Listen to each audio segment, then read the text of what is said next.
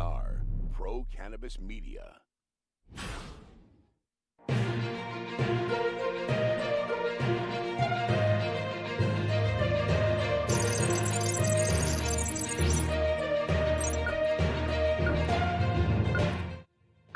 Hi, everyone. Welcome to We Talk News. I'm Jimmy Young, the founder of Pro Cannabis Media. And I'm Kurt Dalton, the founder of Cannabis.net. Every week, Kurt and I get together to review some of the biggest stories in the cannabis industry. He and I talk about them. We have a few comments, and then we get reports from Canada, New York, and Washington, D.C. And this week's no different, Jimmy. We finally have Vermont moving toward recreational cannabis with retail opening in their state. We have an old state and a new state, Colorado and Illinois, both setting cannabis sales records in July, as well as multiple efforts to legalize the cannabis plant in America, including our friend Steve D'Angelo getting involved. But first, let's go to Deborah Borchardt in New York to check on the financial weed scene. Deborah? Thanks, Kurt. Thanks, Jimmy. Well, things seem to keep going the wrong way for Charlotte's Web. This week, the CBD company reported that their revenue fell from $25 million in the 2019 second quarter to $21.6 million for the 2020 second quarter. The company also delivered a net loss of $14 million for the quarter versus last year's net income of $2.2 million. Fire and Flower delivered second quarter revenue of $28.6 million. Unfortunately, they also reported a net loss of $29.1 million. Trulieve is stepping out of Florida and into Pennsylvania. They're buying PurePen and Pioneer Leasing and Consulting, as well as dispensary operator Keystone Release Centers. Trulieve agreed to acquire PurePen for an upfront payment of $46 million. And that's the big news this week. I'm Deborah Borchardt from the Green Market Report for We Talk News. Here's something that is newsworthy and very disturbing for the cannabis industry. Twitter is getting in bed with the Fed's substance abuse initiative. Now, when you go on Twitter and you search cannabis or marijuana, immediately you get a notice from the Substance Abuse and Mental Health Services Administration. It says, if you know someone who's struggling with substance abuse, you are not alone. Then there's a link to that Federal Health Services Administration. Cannabis advocates are upset because there is no such link when you search alcohol or vodka, for instance. The point is, again, there actually is a way to use cannabis responsibly, and not everyone who uses weed needs substance abuse assistance. Kurt, here we go again. Hold on, Jimmy. Twitter. Let's search for big breasts. Oh, I'm sorry. Are we supposed to show ads and pictures now and tell us we have problems? When is Twitter a platform to decide that if you're searching for cannabis, which is legal in, again, 33 states, some territories becoming legal, that you should see an abuse ad? That is ridiculous. And I agree with the cannabis people that under no circumstance should Twitter have that discretionary decision-making on a word like cannabis or marijuana. You know, the federal government has been funding substance abuse studies for decades about cannabis, and they're still looking for a connection, and they just can't find it. So just in case you didn't know, that same federal administrative group is calling for a rule change on drug testing for federal employees. That group wants to test hair follicles for remnants of drug use. Now, in the past, testing hair follicles has been deemed unreliable because remnants can last on or in your hair follicles for months after you stop using it. This is especially true if your hair happens to be darker because you are a member of the Black or Hispanic communities. Kurt, here's another example of what they call systematic racism in our federal government. Absolutely, and it's completely unnecessary. If you take out the part about darker hair, why are you testing someone that I think hair follicle is up to 90 days? Why would you care if they used cannabis 2.5 months ago if they're interviewing for a job or doing some sort of service that would require like driving a bus or a large vehicle?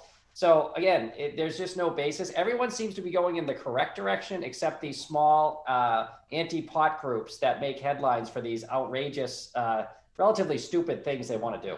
Exactly. And You know, there are a few initiatives that are ongoing to make cannabis federally legal, and we just found out that the U.S. House of Representatives, that was supposed to vote on the MORE Act before the end of September, has now pushed that off until after the election, which really makes sense because, let's face it, anything that the House does, the Senate is going to say no to. Now, there's another branch of the government that perhaps those who are using the federal laws to perhaps motivate them to get rid of those federal laws, and who else but Steve DeAngelo is leading that fight. The Last Prisoner Project has filed an amicus brief in Washington versus Barr, as in William Barr, the Attorney General. It's a landmark lawsuit challenging the fact of that legality of the federal law that keeps cannabis. In this brief, it says, quote, "Our country's federal marijuana policy needlessly entangles millions of people in the criminal legal system at a tremendous societal cost. We also know that the unjust burden of these misguided policies disproportionately falls on the most vulnerable segments of our society." So, Kurt, can the Constitution be the key to getting cannabis descheduled and maybe even legalized federally? It has until this point. They've tried different challenges along this line, all the way from medicinal purposes and the right to medicine and challenging. And basically the federal judge kicks it back out and says, it's not that I don't agree with you, but this is not the court to hear this type of motion, and just kind of gets dragged out and delayed. Now, Steve has been through this process with the U.S. government for over 30 years. So I salute him, and he's a friend of the show, and I hope you can't fire enough cannons at this subject. So whether it's through voting, whether it's through politicians making a law, or even if it's Steve or someone like him filing a lawsuit that changes it on a ruling, let's try it, and let's support Steve, and I hope it's successful, obviously. In the meantime, there's other news coming out of Washington, D.C., so let's go down to the Vote Pro podcast's own Phil Adams for the D.C. Report. Phil? Hi, I'm Phil Adams from Vote Pro Podcasts, and this is the Weed Talk News DC Report. 7 members of Congress, along with several pro-cannabis advocacy groups, have asked the U.S. Supreme Court to hear a lawsuit against the Drug Enforcement Agency. Lawmakers filed an amicus brief in support of the suit, originally brought in 2017 by a coalition of medical marijuana patients and pro-legalization activists. The brief reads in part, quote, "This court must take action to remedy the unconstitutional system that has unfairly burdened petitioners and similarly situated patients who lawfully use medical marijuana. The Supreme Court justices will decide next month whether to grant a hearing." The House of Representatives will not be voting on a bill to legalize cannabis next week as planned. House Majority Leader Steny Hoyer of Maryland said on Thursday that a floor vote on the Marijuana Opportunity, Reinvestment, and Expungement Act, scheduled for next week, will be postponed until after the election. Hoyer explained that passing a continuing resolution and a COVID-19 relief bill were the more pressing issues. In the meantime, California Representative Barbara Lee, co-chair of the Congressional Cannabis Caucus, said a delay on the MORE Act vote could be used to get more House members on board.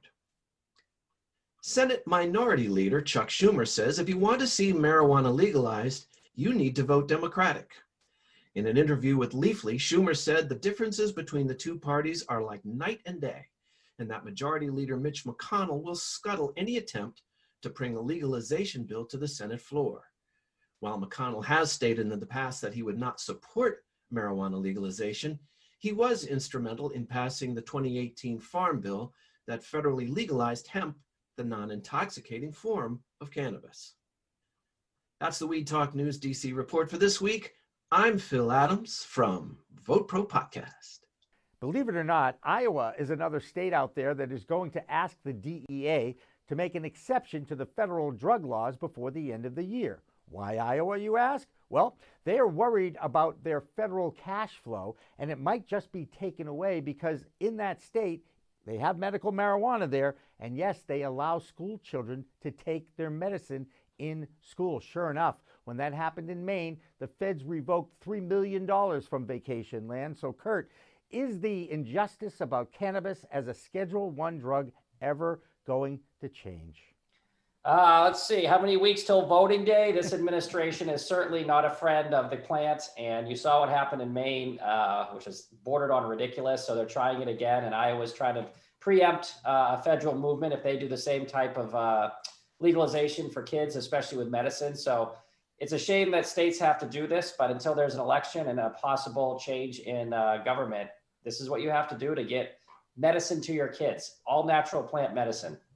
It's incredible to me that we're still fighting this, but there's a lot of things that are incredible to me. In the meantime, Vermont, a state where you can possess cannabis legally, is getting closer to setting up their adult use retail market. The House of Representatives in Vermont has passed that legalization bill, and now, ready for this, it's going on to their Senate. But in that Senate, they're expected to pass it and send it up to the governor, Phil Scott, perhaps by the end of this month.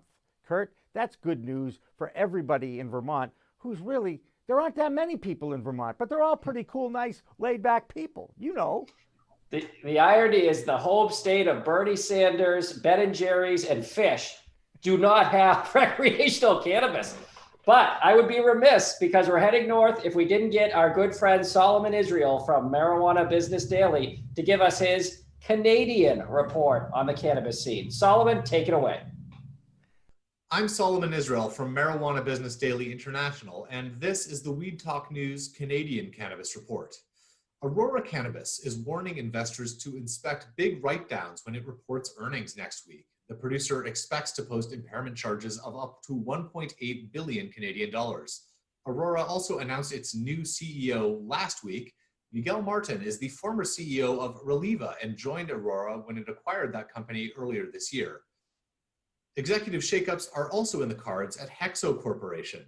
This week, the Canadian firm appointed its fourth chief financial officer in 2 years.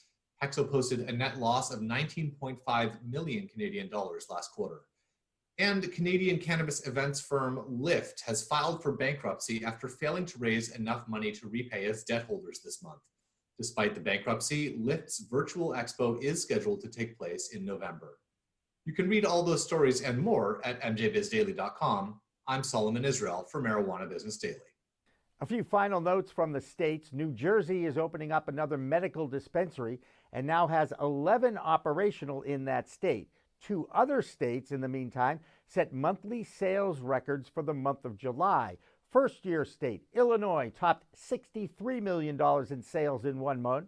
And in Colorado, they passed the $200 million mark in sales in the month of July. Oh, and Kurt, guess who is setting up a dispensary in downtown Chicago?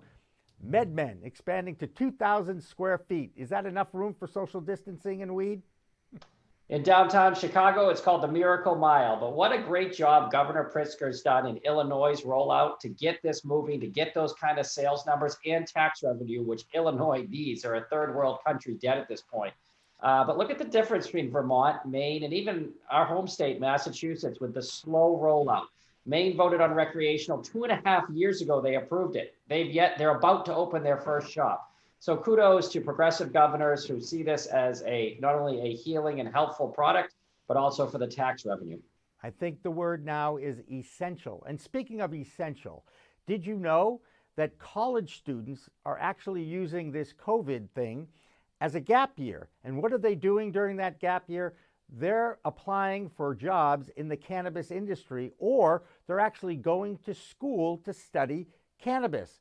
Oaksterdam College in California, enrollment is up. And I suppose that comes as no surprise because jobs are available in the cannabis industry that continues to expand. So, Kurt, I guess you go to school now and then you come back and you teach your buddies about how to roll a joint the right way, I guess. Or wait. College students are really interested in weed. That should be the lead. That is a headline. Wow. Let's get that one rolling. So obviously it's nice to see them putting it a little bit into education and say, hey, maybe I can make some money in this industry, whether it's growing or marketing or learning about how the plant works or extraction. That's obviously a plus. And people are seeing what sells. Where the job's going to be when this ends or continues is cannabis sells. MedMen's opening. I don't know where they're getting the money. The terms of their $20 million loan were ridiculous. So they have to hire people for grows and for retail. So good for the college kids to not only smoke it, but to study it. There you go. Hey, it's all about education and science anyway, and that'll do it for this week's Weed Talk News. I'm Jimmy Young from Pro Cannabis Media. And I'm Kurt Dalton with Cannabis.net. Remember, it's a whole new world of weed out there. Use it responsibly. Thanks for watching. Thanks for listening. Weed Talk Now, Weed Talk News, and In the Weeds are all available on most major podcast distributors like iTunes, Spotify, Google Play, and our friends at clnsmedia.com and our flagship, Cannabis.net. So subscribe, share, and like our videos on all the social media networks out there, including LinkedIn, Twitter, Instagram, Facebook, the WeedTube, and YouTube.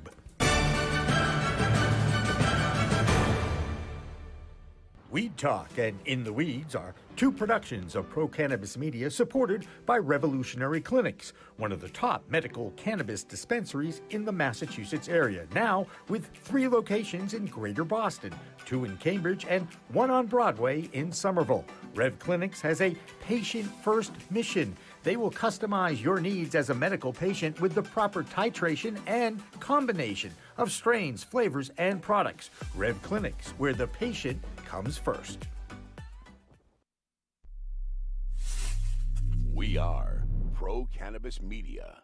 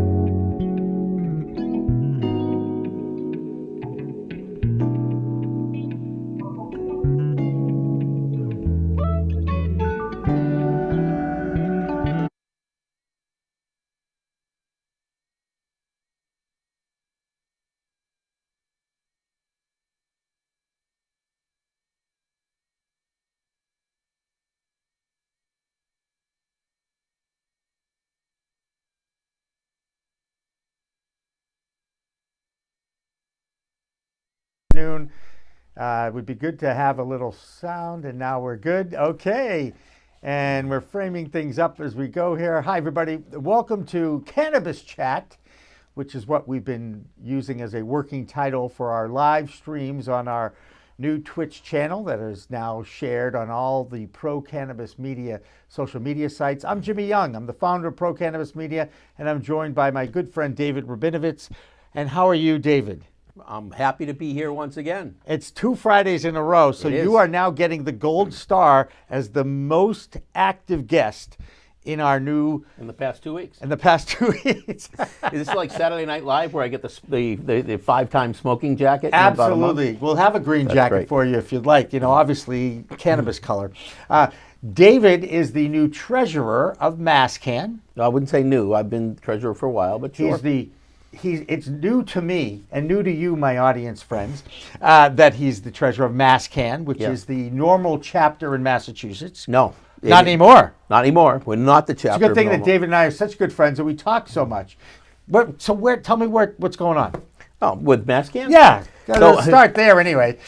So the big thing in Boston in marijuana in September is the third Saturday each September for the past 31 years. Right. This is the 31st year. 31st The Freedom Rally. That much I remember. The Boston Freedom Rally takes place on the Boston Common. This year, it's virtual. So if you go to masscan.org, it'll be streamed all day tomorrow. They've got great panels, a lot of good guests. There'll be some music, some giveaways. It should be very interesting. We're asking everybody, participate virtually. Don't show up at the Common. And whatever you do, practice social distancing and be safe. Especially when you're watching virtually, too. That's interesting to me because it also coincides with the Jewish New Year this Saturday, Yes, right? it does. Okay, so it's a good thing that there wasn't that conflict for all my fellow tribesmen of what to do. Should I be in Shul or should I be at the Freedom Rally celebrating cannabis on the Common? And by the way, there is a video out there of an appearance I made at the Freedom Rally a few years back. It's out there in YouTube land, but I'm not going to give a plug to it just yet. But I did lose my dabbing virginity at the Freedom Rally a few years back, let's just say. Good. Just thought I'd throw that out there. So this is what we do for the next couple hours. Actually, we're going to have a shortened version. We're going to have a Rosh Hashanah version of this chat. David's going to be with us for an hour, and we're going to talk about all things having to do with finances, sales. He's involved with a company called Cannaventure. How'd I do? Did I get that one right? Yep. 1 out of 2. I'll take the 500 batting average. It gets me in the Hall of Fame every year. Then we'll get to some news items. At 4:20, we always take a break at 4:20. Now, I'm going to ask David, because I don't know if I asked you this a lot. Did you know Jonathan Edwards? Ever heard of Jonathan Edwards, the singer? No, but Okay. I know the song. You know the song Shanty. Do you know the song Sunshine Go Away Today? Don't feel much like that. That was his best hit. That was his, I don't think it was a #1 hit, but it was certainly a very popular song. The cult song, though, is Shanty. And we'll hear Jonathan Edwards perform it on tape, courtesy of our friends up in New Hampshire, that radio station that he made an appearance at. And we are showing it every 4:20 on these live streams that Pro Cannabis Media is now producing on a Monday, Wednesday, and Friday basis, 4 p.m. to 6 p.m. I'll be in studio. We have different guests coming in. It is evolving into financial information and laws and issues for Friday that we're kind of working with the title, The Green Rush. Mondays will be Medicinal Mondays, where we will be talking about cannabinoid medicine, using the cannabis plant as a medicinal plant, because that's really what God put it on the earth to do. And then on Wednesdays, we are going to have Professor Weed Wednesdays, where we're talking to educators about cannabis from all over the country. Various academic institutions now have embraced the cannabis culture to the point where they're creating curriculum and a course of study. Did you ever think that you'd see? I never thought in a million years that I'd see that day, David, let alone make it legal in my home state. But where you can study botanical medicine and having cannabis as the plant. Here's how much it's progressed. There's a college down in New Jersey, and it's not legal down there yet. It's and they're already launching Stockton? courses. Stockton University? Because that's where Rob Mahee is a professor who I interviewed a couple weeks ago. Be. And he teaches it down there. And I want to say Everlasting Garden is his website, but Rob Mejia, MEJIA, Stockton University, New Jersey, will get you to Rob and find out more about his curriculum there. The other thing that we do at the top of every show is we kind of look at the news of the week or the news of the day, because as a live streamed program, it is up to the minute at 4:07-ish on the East Coast time. And we always release our Weed Talk News on Fridays. Weed Talk News is a weekly video that is produced by Pro Cannabis Media in conjunction with the founder of Cannabis.net. His name is Kurt Dalton, and he and I get together on Thursday nights and we talk about the news items of the week regarding the cannabis industry, and then we release it at noon on our various social media platforms, and we will also be playing it again following this live stream on the twitch.tv/Pro Cannabis Media channel. You know, do you remember the day when it was channels 4, 5, and 7? Just saying. 2, 4, 5, and 7. 2, 4, 5, and 7, that's right. And channel 2, which was public broadcasting, used to carry soccer games from local colleges. And back when I was growing up, it was like the only time you got to see really live soccer on TV. You know, so that was courtesy of public television. But now we've got the billion channel universe, thanks to the internet. Everybody can have their own channel and their own shows and their own talk shows. So we have evolved quite a bit as a technological society with all this stuff going on. Let's talk about some of the news items today. First of all, the biggest story, and we did talk about this in We Talk News, is the U.S. House of Representatives was all set to vote on the MORE Act, which would have legalized cannabis, at least according to the House of Representatives. But as we know, there are a few other branches of the government that could get in the way of that, including the Senate, because the Senate was not going to hear anything having to do with cannabis. In fact, the Senate has pretty much rejected anything that the Democrat-controlled House of Representatives has presented to them lately. We have a stagnant government right now. They can't even get together and come up with another COVID-19 relief act. And that's just kind of pathetic, David, when we're in a democratic society and we can't even get our government to work properly. I'm just saying, that's how I feel. I don't know how you feel, but that's okay. So they've delayed the MORE Act. They aren't going to vote on that until after the election, which is, of course, probably the most historic election in American history, certainly in my lifetime of 63 years. Vermont has moved forward with their move toward getting open up retail stores. We talk about that on We Talk News. And here's an interesting item that I did not recognize and realize, but I can certainly understand it. Vape sales in the cannabis industry have now rebounded to where they were before the vape crisis from the fall of 2019. We had the vape crisis before we had the COVID-19 crisis. And interestingly enough, those vapes that are being sold now are pretty much being bought in dispensaries, not in gas stations. Please, if you are going to vape, make sure that you're using a product that is tested in it rather than someplace illegal, because there's still a lot of people out there that are making money off the cannabis industry, the legitimate cannabis industry. How frustrating is that, David? You work with people that are investing millions and millions of dollars into the cannabis industry, and what has happened because of the regulations is it's kind of spurred the illegal market. And I think that's something that people can't quite grasp. It's like, why is that happening when they know that you could get legal cannabis at dispensaries that's been tested? And well, interestingly enough, Jimmy, you can buy product that's been lab tested, labeled, close to the legal requirements for labeling and that sort of thing on the unregulated market.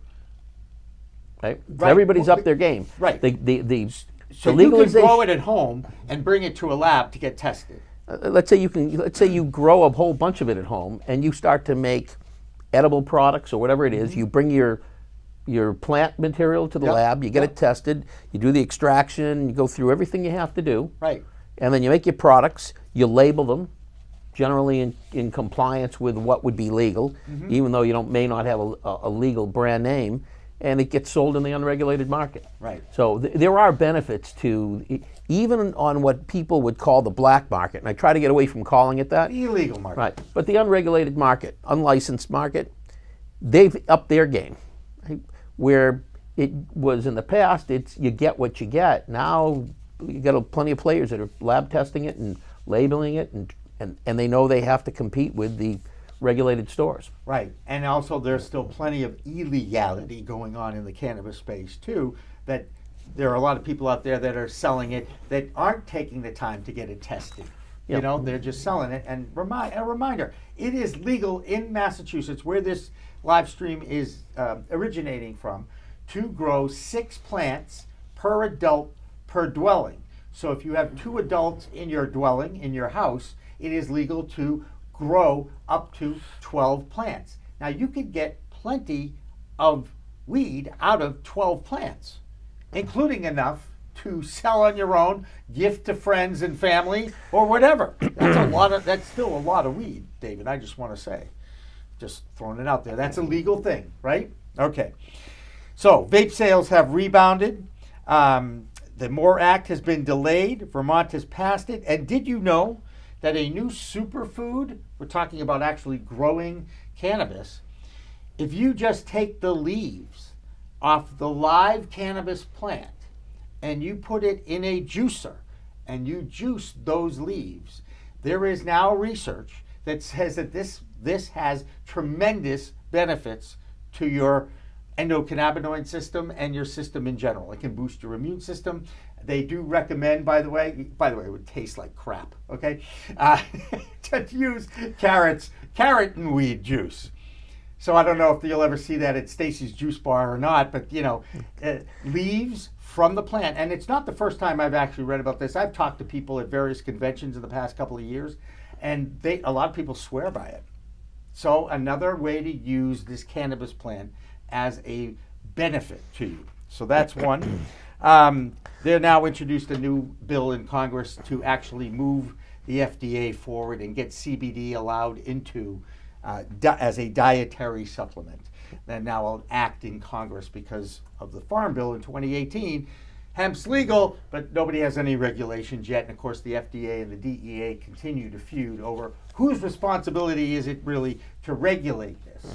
And then you throw in the U.S. Department of Agriculture, and now you've got 3 federal entities all fighting over the responsibility to regulate hemp, which is 0.3% THC or under. It's just crazy to me how we haven't moved far enough in 2 years since the Farm Bill was passed in 2018. They're still fighting about whose jurisdiction is it to create the regulations. I guess that's just the nature of a democracy and federal government and bureaucracy and all that. The wheels of government turn exceedingly slow. Slow, exactly slow. They might be rusted. Those wheels, I think, are pretty rusted right now. So what else do we have on that list? I'm almost done. I did see a Michigan study that is concerning to me, that 19 to 22-year-olds in college, this was a study out of the University of Michigan, are actually youth use. They call them youths. I like it that you're old enough to vote and go into the Army, but you're still considered a youth when it comes to a research on cannabis consumption. I'm just saying, this is what I'm reading here. 43% usage is up in that 19 to 22-year-old category. And yeah, so that's what I read there on usage of cannabis. So that's the items for today. Oh, let's throw another one in. I knew you'd know one. Go ahead. Well, this one I find fascinating is the Marvin Washington suit is moving toward the Supreme Court. Really? So that has nothing to do with Steve D'Angelo's amicus brief Nope. that was filed recently? Okay. No, so this is Marvin Washington, if I recall, is a former football player. Yes, he is a former football player. And he sued the government, arguing that marijuana should not be on Schedule 1. Right. Everybody's trying to do this now. And it's moved through the courts, and eventually what happened is the court ruled, federal court ruled, look, you can't come into court because you haven't exhausted all your remedies, meaning go back and ask the DEA if they'll think about rescheduling it. But we know what the DEA does. They just don't answer until a judge says to them, if you don't answer within the next X number of months, we'll answer it for you. And that harkens back to the 1980s when a DEA administrative judge actually ruled that marijuana was safe and shouldn't be on the Controlled Substance Act. And that report, that judicial order got buried late December in the Bush administration. That's right. That is good. Bush news. won. Right? I like that. So Bush here's won. what's interesting. HW. Right. Here's what's interesting about the Marvin Washington suit. It had, and I only skimmed the article, but what they talked about it was unique because there were about 8 or 9 amicus briefs. An amicus brief is somebody who has an interest but is on the outside or has some knowledge about it. It's a friend of the court. Right. So they have argued to the court that in fact the federal government, by looking the other way, by having some of the programs, by not prosecuting, has admitted that it doesn't belong on Schedule 1. Right. And by their actions, it's unconstitutional to leave it on Schedule 1.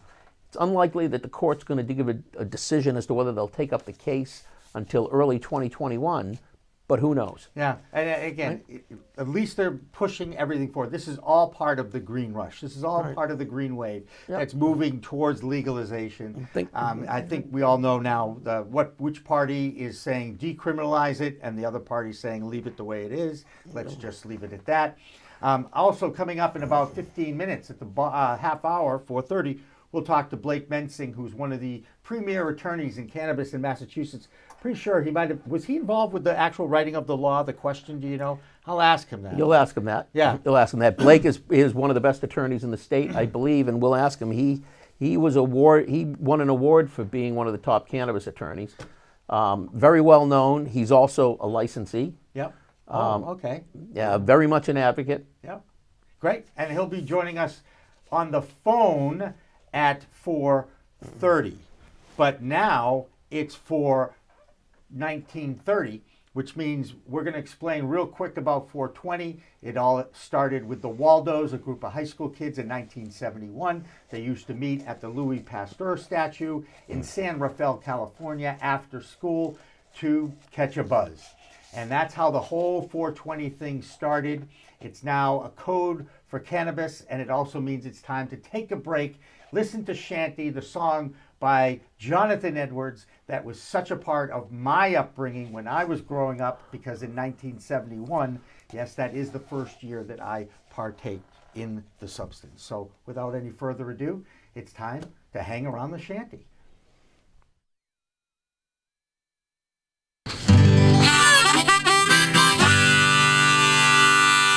Yeah, this is a tune that I wrote back in 19... I've forgotten.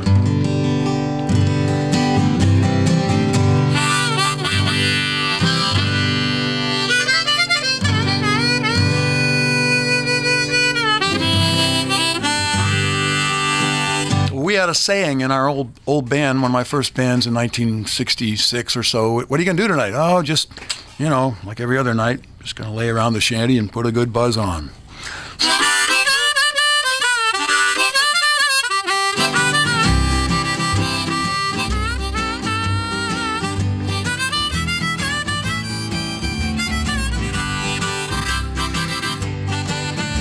Gonna sit down in the kitchen, fix me something good to eat.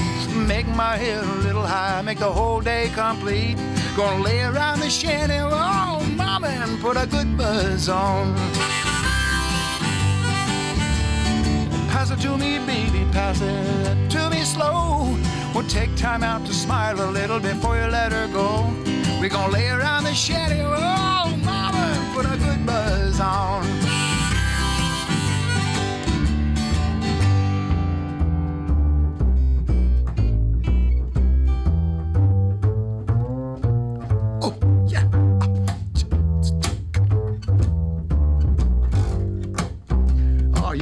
You're on something. Go ahead.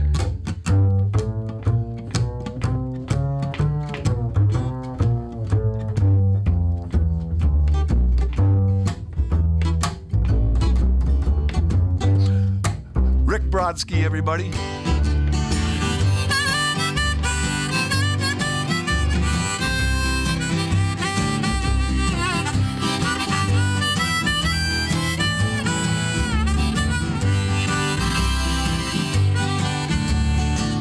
There's nothing to do and there's always room for more. Fill it, light it, shut up and close that door, baby. We're gonna lay around the shanty, mama, and put a good buzz on. Take it, okay.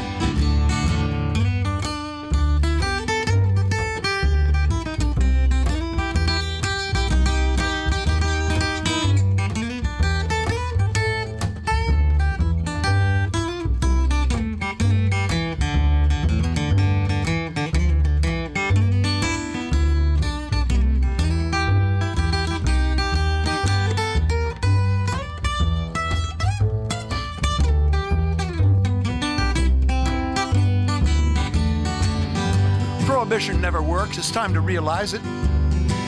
It grows in my backyard, it's time to legalize it. We're gonna lay around the shanty, mama, and put a good buzz on.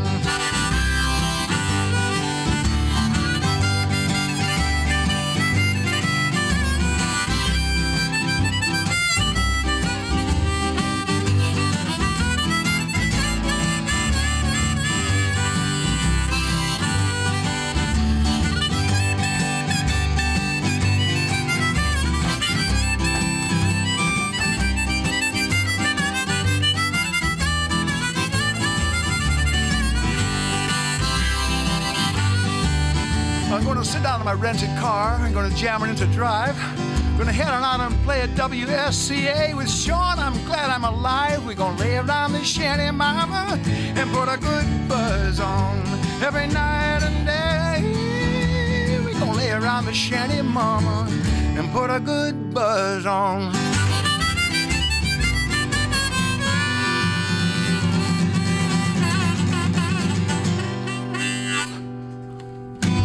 Nice. It's Friday. Thank God. Thank God Jonathan Edwards is joining us live in the WSCA studios. That was WSCA Studios. That was obviously not live. It was once. It's on YouTube, and now we appreciate WSCA from New Hampshire and Jonathan Edwards for allowing us to play that here on Cannabis Chat / The Green Rush. Right? Isn't that what I call it? The Green Rush? Whatever you'd like to call it. And David Rabinovitz is with us. At 4:30, we'll talk to attorney Blake Mensing. And at 5 o'clock, we'll let David go home to his family. And we will move on with Rick LaNeve, who's with a company that he's created called Accounting Buds. And what do you think he does? He doesn't sit around and counting buds in his shanty. He's an accountant for the cannabis industry. And you talk about a challenge, right? Did you know that the IRS actually helped cannabis industry out a little bit by letting them know how they can pay their taxes with cash? And actually, Rick will explain that to us, how the heck they're doing that. But how important is that? And how difficult is it to be in the cannabis business, David, with all these regulations? You know, you've got investors that have put millions of dollars into these things. And how do you account for your sales? Because they're making sales. And in Illinois and in Colorado this past month, they set records for sales. 63 million in Illinois in 1 month. That's a new state that hasn't been around that long. And Colorado, 10 years, and they finally passed the 200 million per month in sales in Colorado. That's pretty amazing, yes? 2.4 billion, that is. If you, right, times 12. Is that what Right. you did? You see how good he is with numbers? You really are. You know that, right? So You're I'm always, fascinating. I always want to know what is the annualized rate, right? Okay. And because that's important, right? You look at the size of a business, that's going to tell you a lot about it. How much revenue do they do a year? And if your business is growing like this and you catch it right here, well, your revenue is equal to this plus all the smaller numbers. If you want to know what it's going to look like guaranteed going forward, well, maybe not guaranteed, take that 1 month number and multiply it times 12 and you know the level that you're running at. And that's important. It's important because valuation of your company, because companies are getting acquired and they're being they're merging with other companies and then they're being acquired on a somewhat regular basis these days.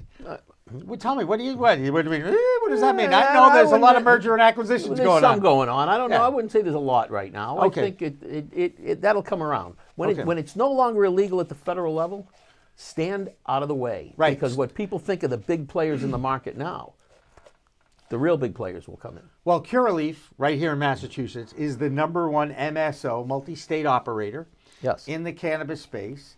And CEO Joe Lusardi, I think we can call him a friend of the show since he's been interviewed by us a couple of times. They've certainly acquired a lot of different dispensaries now, and they have hundreds across the country. Why is it that cannabis advocates see MSOs as a threat? There's a lot of reasons. So tell me why, because I think that's a good thing to talk about before Blake comes on in a few minutes. So if you think about a balance, and the MSOs will argue that I'm wrong on this, but if you think about a balance, somebody who opens up a cannabis operation in their local community, Yep. they're known in the community, they don't want to screw up, they want to make money, but they're going to be more leaning to they also want to do good. Okay. You take a large operation that you can't see who the real owner is, and they're in another state, and they're worried about running 30, 40, 60, 80 stores in multiple jurisdictions. They're not going to have the same concern for the local community, right? But the operating agreement and the license is still held at the state level. It's still held at the state level, but I'll give you an example, and I can't disclose Who it is. who this is. Right, we understand. So, fully integrated operator with 3 stores, and that's the limit in Massachusetts, is 3 stores. Right. They decide they want a 4th store, so they twist their name a little bit and they say, well, we're a new company, Right. and they apply in another community. And everything about their application says, we've got plenty of experience. How you got plenty of experience when it's your first store is amazing, but they keep pointing to the other company where they have 3 licenses. Okay, keep going. Right. Yeah, no, this happens. I get it. Oh, it That's happens a lot, right? Right. And then when they talk about their website is the other company, the established one. Right. So if they can pick up that 4th store, which I understand the town caught on and is not looking very favorably on the application, but if they pick up that 4th store, A, they shouldn't have 4 stores, it's illegal. B, they're going to be trying to circumvent the Cannabis Control Commission. But just like what happened in the news with that program called Varsity Blues, where a lot of people with a lot of money were paying extra to get their kids into schools, the kid may get in if they didn't deserve to be there. The kid who was at the bottom of the rung got kicked out. Right. In this case, if this particular operator had made it through, they would have potentially kicked out. They would have kicked out one of the other competitors, one of which is social equity and one's economic empowerment. Interesting. Which that law in Massachusetts was designed to help, not hurt. Right. So you don't like it when but they're actually doing something illegal or around, right? They're trying to don't get like that around the law. There's nothing wrong with trying to get around the law. Right? Everybody, as long as you're doing it within, excuse me, the within cannabis the law. industry's been doing that for That's decades. it. I just There's want to say. if you're in this business, you're trying to get around the federal law, right? Right. So you're trying to maneuver to say, yeah, I'm doing something you may not have intended, but I haven't broken the law. But when you're blatantly telling communities, this is our new company, and you're pointing to the old company and trying to get a 4th store, that's a different situation. Do we get his voicemail? Okay. Hey, sorry about that. Oh, that's okay. Now we know that you're live though now, Blake. Okay. How are you? I am well. So you're on, as you know, with Jimmy Young. You and I have met a few times, I think, on the Cannabis Road, as they say. And of course, our mutual friend David Rabinovitz is in studio with us. And appreciate you joining us on a Friday afternoon. My pleasure.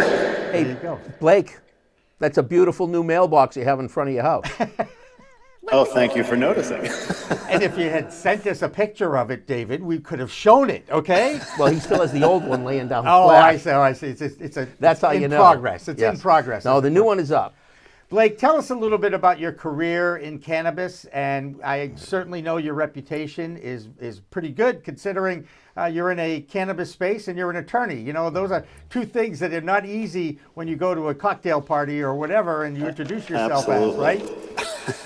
Well, I'll confess, I personally don't like most attorneys, so I try not to be your run-of-the-mill attorney. So, yeah, I have been an enthusiast of the plant. Some might call me a stoner for 23 years. So in that time, obviously, I've done some other things. I got a law degree. I got a master's in global environmental policy.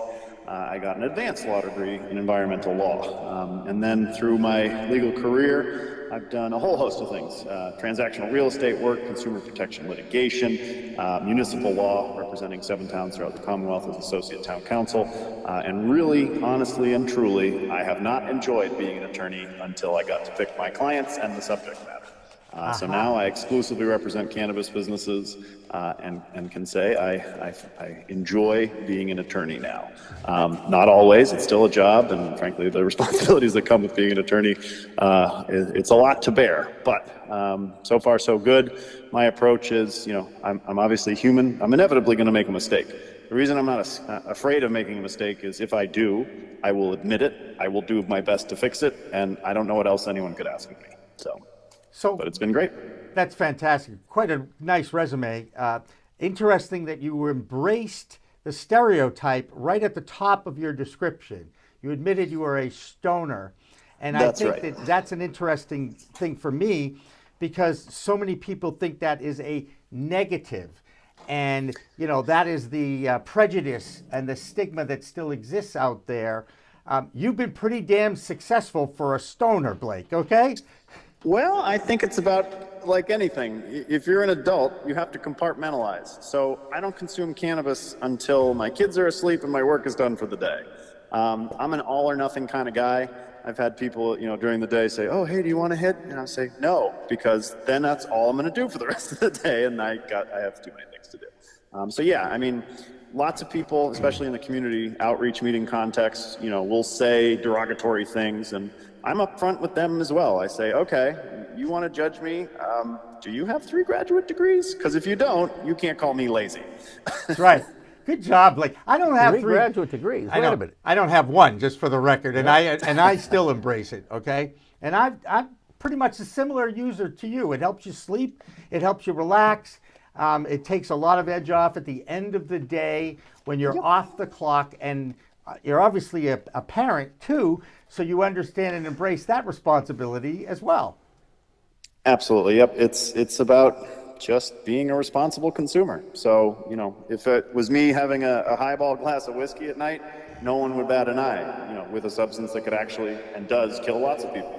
Whereas, if I smoke a bowl at night, why would someone judge me for that? I don't go out and, do any violence or things that are ridiculous. I mostly just sit and watch dumb television. There you go. And we're not going to get into what shows he watches. No, well, he can watch whatever he wants. Look, I'm still enraged about the show I watched last night involving my favorite basketball team, okay? I just want to say I take this opportunity once in a while. Oh, David's groaning because we're talking about sports, all right? I'm still extremely upset with the performance of the Celtics last night, and yet I understand why. So if people really want to talk sports, they know how to find me. But we're talking about cannabis now, so we're going to focus on that. And Blake, the biggest news here in Massachusetts, really, I think since opening day back in November 2018, is the fact that now delivery seems to be the best kind of license you can have to distribute cannabis. And it was driven, I believe, by the social equity movement in the state. Do you see that development as historic as opening day back in November 2018? Definitely, and like you said, on the backs of social equity advocates and other advocates, the commission is poised to have a license type that actually functions. The way it was originally drafted, in essence, the delivery folks would be, couriers only. You have to be, in a contractual relationship with a brick and mortar retail. You buy it at their retail price and you charge a flat fee as a delivery. That is not a winning recipe to make money. And especially when you juxtapose that with the commission's, stated rationale for this license type and the exclusivity period, to lower the barriers of entry for the people most harmed by the failed drug war. So it's no good to lower the barriers of entry if the end result of that is, you go out of business in 6 months. So the revised regulations on delivery, make sense linguistically, policy-wise and legally now. So it's a true retail license in that, delivery folks with a license or an endorsement attached to a micro business or craft cooperative may, buy it wholesale, warehouse it, and distribute it.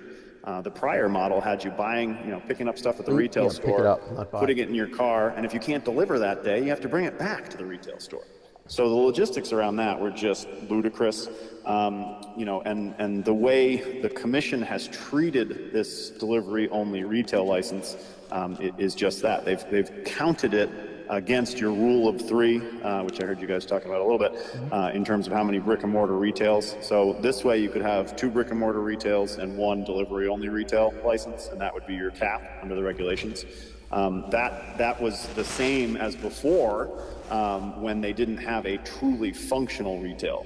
Instead it would be a courier license, and that was one of the comments I submitted to the commission. Hey, look, words matter here. If you call it a retail, treat it as against the 3, it has to function like a retail. So I'm very thankful that they listened to reason. I certainly can't take credit for getting them to make that decision, but I certainly was saying the same things that a lot of people were. Hey, if you really want to help this group of people, make it a license worth pursuing. So I am happy with that, and it's definitely a huge change. In your opinion, Blake, and not a legal opinion, but in your opinion, you've been around, you've seen this movement grow to the point where we are right now. There's a lot of investment dough floating around still, getting involved with grow houses, getting involved with dispensaries, all these marijuana-related businesses that are out there. But nobody's making money, or are they? What part of the industry is really where you think has the biggest margin? And I know the gentleman to my left, David Rabinovitz, is a numbers cruncher, so I know he has an opinion on this as well. But I just want to hear what you think. Can you make money in the cannabis business? So I am not a numbers guy, and certainly defer to David's superior brain on that front. My impression is that yes, people are making money, notwithstanding Internal Revenue Code Section 280E, which basically says you're naughty for making money with a controlled substance, but notwithstanding that, you still have to pay us taxes.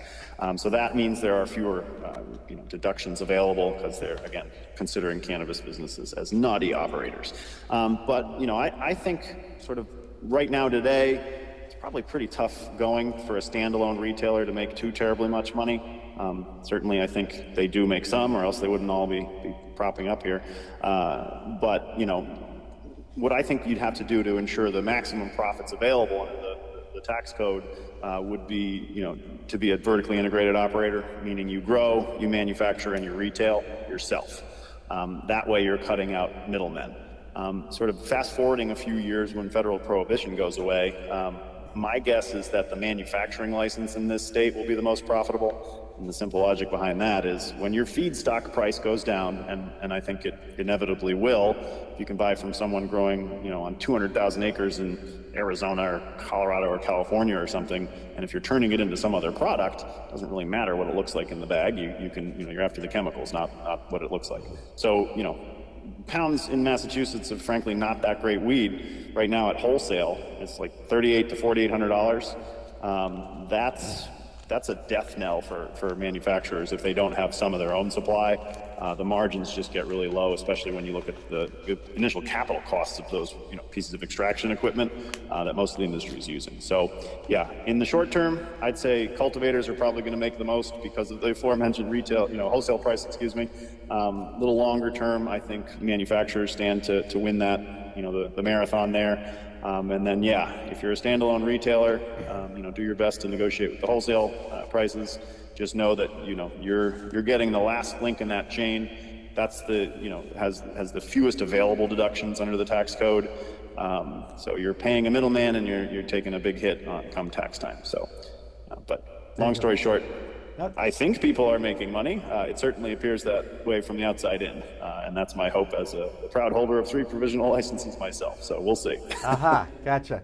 David is chomping at the bit to chime in on this, so I'm going to Sure. let him tell me a little. What, in your estimation, he's got 3 provisional licenses. What's the most valuable, and are they, some of these states that have these licenses, they almost have like an auction on some of these licenses. So, Blake, can you share with us what the licenses are for? Sure. I am a minority partner in an adult use retailer out in Holyoke, aptly named Holyoke Cannabis. It says where we are and what we sell, so I think that gets straight to the point. And then I started a separate company with my younger brother. We're called Coyote Cannabis Corporation, and we hold a Tier 1 cultivation provisional as well as a manufacturing provisional.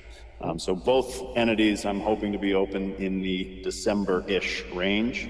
And yeah, so I'm sort of quasi-vertically integrated. My majority partner on the retail side has a separate entity with a grow that he's funding, and then I hope to supply some of Coyote's products to the store as well. You mentioned Holyoke.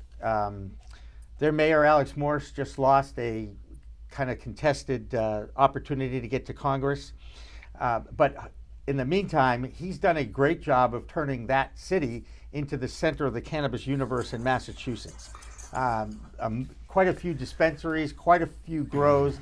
I mean, this was a town that was almost a ghost town before Alex took over as a mayor, and he's turned it around using cannabis as a business vehicle. How does someone, if you have 10 other dispensaries in your city, Blake, how do you differentiate yours from others?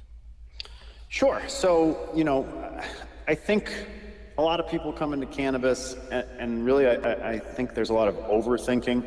The people who say, yeah, we want to make the next Apple Store or weed, I find that wholly uninspiring and frankly just, copycats. It's too generic.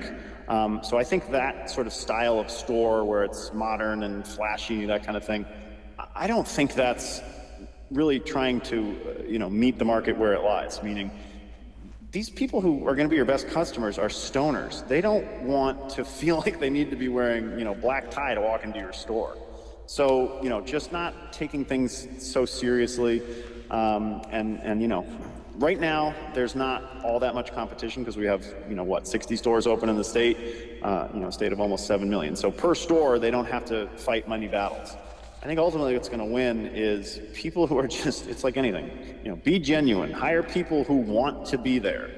Certainly in the retail context, not everyone's going to stay there forever, and I hope they wouldn't. But, there's a difference from going to some, sort of big multi-state operator, polished and, heavily market research store as opposed to, a smaller mom and pop that, they actually love the plant and they care. So, I've been in Caroline's Cannabis, which I think is probably physically the smallest store in the state, and they couldn't be nicer and couldn't be more knowledgeable. I've been to some of the bigger stores, and you ask them a simple question, and they bury their face in their tablets while they look it up on Leafly. It's like, well, that's not really very helpful. I could do that myself. Right. So yeah, I think authenticity is going to win, and really, I'm hoping as a consumer myself that the product quality comes up quite a bit. Mostly what's available today, in my estimation, is grown only for profit. User experience be damned, and a lot of sort of the bigger companies are focusing and highlighting on their THC percentage. That's like going to a liquor store and buying Everclear. Sure, it's going to get the job done, but I think you're missing the point. That's not the point of cannabis. There's so many other things, to aid in the experience, and yeah, if you just focus on that, it's just not the complete picture in my mind. He mentioned Caroline, so I want to go back to Uxbridge for a second, which is where Caroline's is. By the way, their T-shirts say "Be kind," and it's so true. This is what they believe in. I've met Caroline and her husband, and they're great people.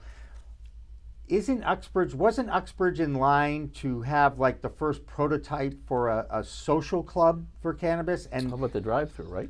Drive-through was in Uxbridge, isn't it correct? Isn't that? Yep, there's a company called Ironstone Express. It's the only drive-through I'm aware of. It is in Uxbridge.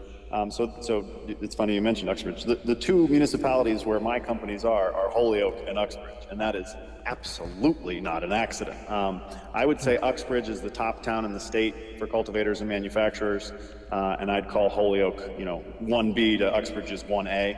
And the simple reason there for Uxbridge taking the title for me is it's a by right use. There's no special permit.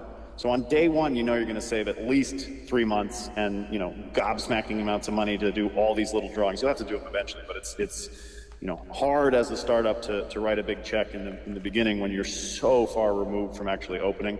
And then the other major sort of structural competitive advantage that Uxbridge offers, unlike every other municipality I've dealt with in this state, and it's a lot of them, because this is all I do, they take 1.75% as a community impact fee. The state statute allows up to 3%. Almost every other town in the state ignores those words up to, and they say, yeah, 3% or hit the highway, pal. So not only does Uxbridge put a lower number there, they also cap it at $150,000 a year, meaning, and David, you can check my math, but if my company makes $8.599 million, we pay $150,000. If we, blow it out of the park and we make $85.99 million, we pay the same $150,000. So again, day one, we have a structural competitive advantage over every non-Uxbridge cultivator and manufacturer. Everyone else is paying 3%, forever. Right. That's cool. And of course, Uxbridge is right next to the tiny town of Mendon, and I think it's actually a little bit bigger than Mendon, isn't it? I think. I'm talking about population. I am geographically and demographically challenged, so okay, I have no idea how many is in either one. That's fair enough. Will we see social clubs in Massachusetts? Obviously, with COVID-19, that has changed completely. No one's too motivated to open up a cannabis social club right now. But will we ever see that day happening? Maybe, 2 years from now, 3 years from now? When do you think that might happen? We will see it, I think. This sort of goes back to my days as a municipal attorney, so this is why I know what I'm about to say. So obviously the regulations under the commission allow for it. What they've done that's a little bit different than basically every other way they interact with municipalities is they've allegedly, I haven't seen the form yet, I've asked for it, they don't have it yet, but there's a form they'll send to the town and say, hey town, are you okay with a social consumption lounge within your borders? So that's sort of the exact opposite of the mechanisms in place to ban this industry from town. So in my mind, and truthfully, I may end up suing my town because we have no adult use retail brick and mortar allowed. And under the state's regulations, that means I, as a private individual, can't have adult use cannabis delivered to my home, though as a patient I could. So there's all sorts of issues there. It's my property. It's a state right. Why should I have someone unilaterally say that I can't have something delivered to my house, especially when the regulations require that the delivery vehicle, be anonymous? What's the difference between that delivery and the gazillion other deliveries I get? It literally has no impact on anyone else. So I will be fighting that if they get in my way, and that'll be sort of something I do on the side. But yeah, long story short, the reason social consumption is far away is the Secretary of the Commonwealth, William Galvin, said, yes, the statute under the cannabis law says, there's a mechanism to have a vote for a town to opt in for social consumption. That pathway, that voting mechanism, isn't enshrined anywhere in any other state election law. So what that means is we're now at the mercy of sort of an unknowable legislative clock. And I operate under the assumption that law is complicated enough once it's on the books. I don't spend too terribly much time trying to read political tea leaves because frankly I don't like politicians, because they always say one thing and do another, and I just find that to be gross. And unfortunately I have a terrible poker face, so I'm not good at schmoozing politicians. If someone's saying something nonsensical around me, my face will tell it. So anyway, I'd be a terrible diplomat, but a good attorney. So anyway, I think we're a couple years off because we have to rely on the legislature, and I have no idea when they'll act, or I think they will because the political will from the populace is there, but I have no idea when they'll actually do the fix that's required. Right. And right now with COVID, I'm not even dining inside yet for the most part. So, and I think that's true for a lot of people. They've extended the outdoor dining, I believe, until December in Massachusetts, which I think is going to be wild. I will admit, though, people talking about bringing blankets to restaurants. Right, and that's going to be an interesting time. It's like tailgating, but it's like tailgating in a football game. I can understand if you're prepared for it. Yeah, but at a football game, people are tailgating are also buzzed, right, with all sorts of things on them, right? That's how that works. So, anyway, hey, Blake Mensing, I just want to thank you for talking with us. As always, I've enjoyed your company, your counsel, your perspective. And I also want to give David over here credit for lining you up. So I really appreciate that.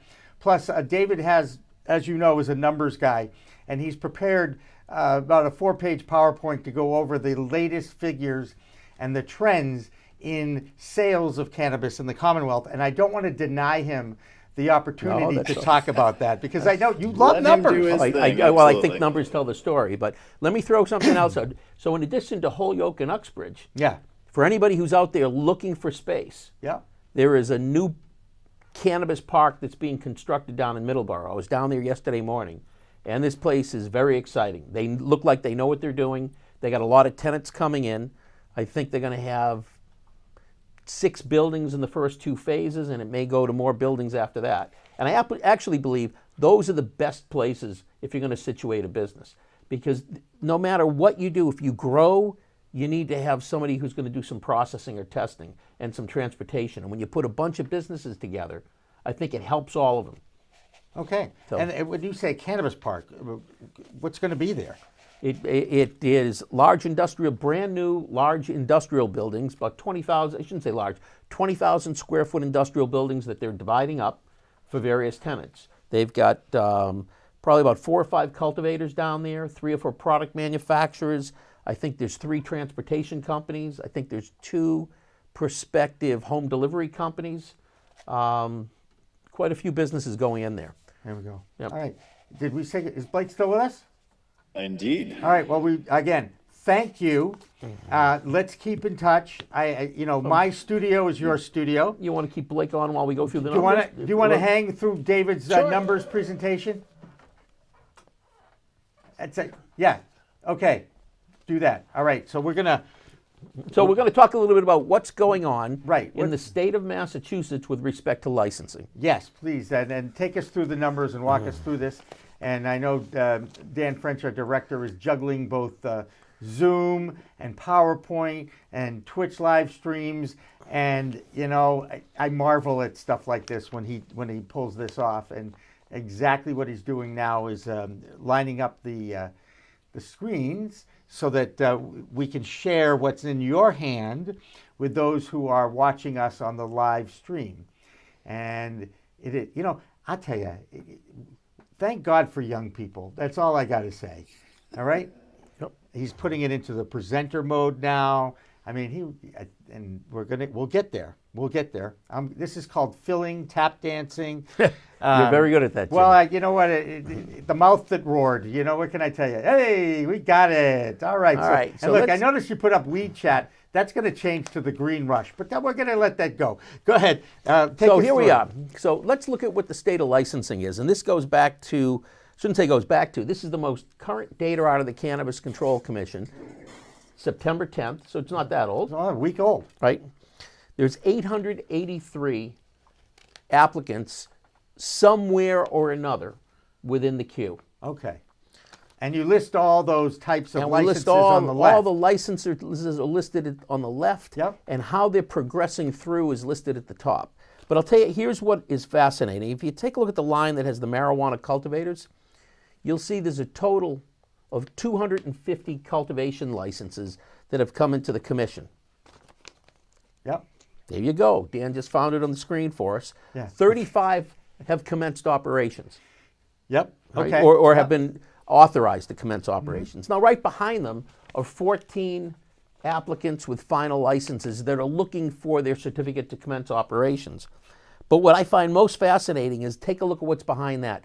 140 provisional licenses. So let's ignore those 14 people with final licenses and just look at commence operations and provisional license. Now, a cultivator from provisional license to commence operations probably takes the longest amount of time because they got the most build out, most complex facility, most amount of construction. Most overhead too, right. I'm sure. But think about this. Let's assume that all 35 of those licensees are operational. Mm-hmm. Massachusetts has the highest price of weed in the country. That's because supply and demand are out of balance. As more cultivators come online, there'll be more supply. Got it. But take a look at 140, that's 4 times the current number that have been authorized to commence operations. By next May, next June, I would expect most of those 140 are going to be with the commence operations. Are they So I'm- limiting the amount of licenses, those provisional licenses for cultivators? Is there a limit on it? Uh, Or is they- it going to be absolutely market dictated? Don't know. Okay. Right. Fair Hopefully the enough. cannabis. There's no state limit. Right. Right. Thank There you. isn't a state Thank limit. you, Blake. The only mechanism for a limit is if you don't, and Blake, correct me if I'm wrong on these numbers, if you sell less than, I think it's 85% of your production, Yeah. then they're going to lower your tier class, so Right. you That was- can't have as much canopy. That was the So relegation. it's 85% or more to move up. They do what's called relegation. If you sell 70% or less of your tier's harvest for the preceding 6 months, they'll bump you down. Right. Now, So, I got a little anecdote for that. Can I throw an anecdote Throw in? your anecdote I in. was at the Cannabis Control Commission meeting when Steve Hoffman suggested the relegation and made the analogy to the English Premier League in soccer, where if you don't win as many points, the last 4 teams get relegated to the bottom division, and then the top 4 move up to the top division. And I got so excited that they were actually talking about 2 of my favorite things, soccer and weed, in my home state. I was just blown away by it, and Hoffman, I know, will remember how excited I was. But I digress, as usual. Let you continue with your thing here. And I know that our 5 o'clock guy, Rick LaNeve, is on hold, or he's on deck. He knows what's going on. So we're going to extend this a little bit. I know you Right. need to That's run fine. out of here too, but so it's kind of in your hands now. Great. David. So if we're going to write down predictions, right? Mm-hmm. My first prediction is by next May, we're going to see the amount of product quadruple or quintuple. There's going to be 4 to 5 times as much product available in Massachusetts by next May or June as compared to today. And a subsequent drop in price for that? No, because there's going to be a lot more retail stores too. But Aha. the price compression will come. Okay. Now here's another interesting one. Take a look at the number of marijuana retailers. Now I think Blake talked about how 60 stores are open, 75 have commenced operation certificates. That means that those other 15 stores, and it could be a little bit more than 60 at this point, but those other stores are going to open soon. Mm-hmm. I would expect within the next 45 days, because from the time you get your commence operation certificate, you typically open within a number of days, not necessarily weeks. Right. So let's assume there's 75 stores open. Take a look at how many provisional licenses are behind it. Right. There's 183 provisional licenses behind those 75 stores. Add in even the final, it gets up to about 194. You're talking about 2.5 additional stores for every store that's open now. Wow. I'll make that prediction that we're going to be to that point by probably March or April. Wow. Right? Yeah. So you're gonna where it's hard to find a store in many communities. Yeah. By next April, Except for Holyoke. by next April, there's gonna be better than 250 stores open. Wow. That's incredible. Which means we're gonna need the extra supply to supply them. Got it. And I'm gonna predict that about half the industry is gonna be integrated, meaning what Blake was suggesting about the operation that he's a partner in. They grow it, they process it, they retail it.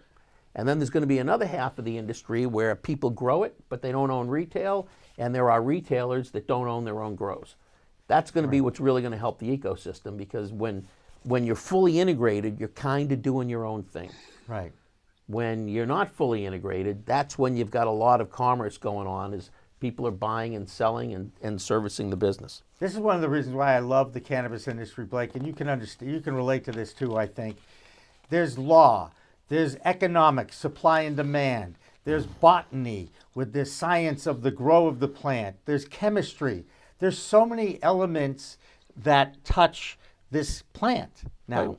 Absolutely, and it's every standard business obligation and duty, then this whole extra heaping pile of stuff because people are scared of the plant. So yeah, I think the portability of one's skills into this industry is really cool. When I went to law school, I didn't know that cannabis law was a thing. I just consumed it. So, to have that sort of benefit of my resume to be useful to folks now, I couldn't have scripted it any better. So yes, I share that. It's very cool. That's Great. So one more observation on this. We'll go to the next slide where I'll make a quick observation, and we'll get to the last one. Okay. So take a look at the bottom of the commence operations column, and you'll see 149 licensees have been authorized to commence operations. Yep. Look at the number of provisional licenses that are out there, 456. So we're going to take, the industry is going to quadruple in size. Wow. In less than a year. But what's really fascinating is look at the number of submitted applications. Cannabis Control Commission has now gotten to the point where there's more provisional licenses than submitted applications. And they're now processing the applications at a pretty good pace. I've assisted people with the home delivery application, the pre-certification. One team submitted, and within 2 days they had their RFI back. This weekend they're going to address the RFI, and I bet by the end of next week. Request for information? Request for information. Thank you. That's right? what I'm here for. So their whole, if you count it by business days, they will have submitted, and within less than 10 days they're going to be pre-certified for home delivery. That means the Cannabis Control Commission is starting to get their act together on processing applications. Gotcha. So Dan, can we flip to the next slide real quick? Look at that. Now this one This here. one's got colors. I like Yeah, this one. one's got colors. All this really is the last slide with the information from August and July in there. I see. And if you look at the far right, well, I'll point out two things that I think are interesting. If you look at the far right, where it says totals, if we can scroll over there, Dan, you look in July, there were 833 total applications. He's got it. By August, another 21, Yep. up to 854, and this month, another 29. So on average, we're bringing in about 25 new applications a month. But if you watch the Cannabis Control Commission meetings, the approvals are exceeding 25, which means a year ago, they were approving less than the number of new applications. They couldn't keep up with the pile. Now they're whittling the pile down. And I think we're going to, now that that's happened, that we've gotten over that hump, I think you're going to see the industry start to grow and build out very, very quickly. There you go. If you look at the home delivery, for those of you who are in the social equity program, because I invited them all onto to listen to the show. Yeah, and thank you for that. Yep. Notice that 35 operators have filed for pre-certification, have been pre-certified and approved. 6 of those already have their applications in. And I expect that once they get all the new regulations in place, that'll move forward quickly. All right. And the last slide, big finish. Well, second to last, but this will be a big finish. So this just gives everybody a feel for what's going on with canopy in the state. So if you take a look, you'll see that we've got about, depends on who you talk to, but you'll hear that we need about 8 to 11 million square feet of canopy. Okay. What's presently licensed with provisional and final licenses, midpoint's about 4.4 million. Oh, wow. So we still got a ways to go, but that's a lot of space. Right. But when you, now there's a slide that I didn't include in here. 1/3 of that is actually final license, and probably 2/3 is provisional. Gotcha. Which is why, even though it looks like there's 4.4 million, that includes the provisional. If you look at the number of pending applications and you add that in and assume it's going to be the same average canopy size, we're probably about 5.8 million square feet of canopy. While it may seem a little boring on some of these numbers, if you're looking to be in the business, that's important. These numbers are going to tell you where the industry's going and when to expect some price compression and help you do some business planning. And Blake, these are called metrics, right? They can be. Indeed. Although I'll confess, spreadsheets make me feel very stupid in a hurry. So I rely on folks whose brains work that way. Great. Hey, Blake Mensing, thanks so much. I hope we get you in studio sometime. You're always welcome here in Wellesley, and appreciate you doing what you do for the cannabis cause, as it were. My pleasure. Well, I hope you both have a great weekend, and I appreciate the chance to appear. So all right. Looking forward to coming on again sometime. Thanks a lot. There's Blake Mensing. David Rabinovitz, as usual, numbers fascinate you, and you do a great job of telling the story. You use your numbers to tell the story. Well, thank you. And I use audio and video and my voice and anecdotes to try to make it somewhat entertaining and interesting. So this is what we're going to do. Dan, I know this is going to throw you a little bit of a curve, but I think you'll like this. Do you have a Cannabis.net video ready to go? Awesome. Let's go to the Cannabis.net educational videos that we use part of this program. And then when we come back, we're going to go to Rick LaNeve, who's standing by in our green room on Zoom, and we'll get to that after this. Don't go away. Cannabis Chat continues.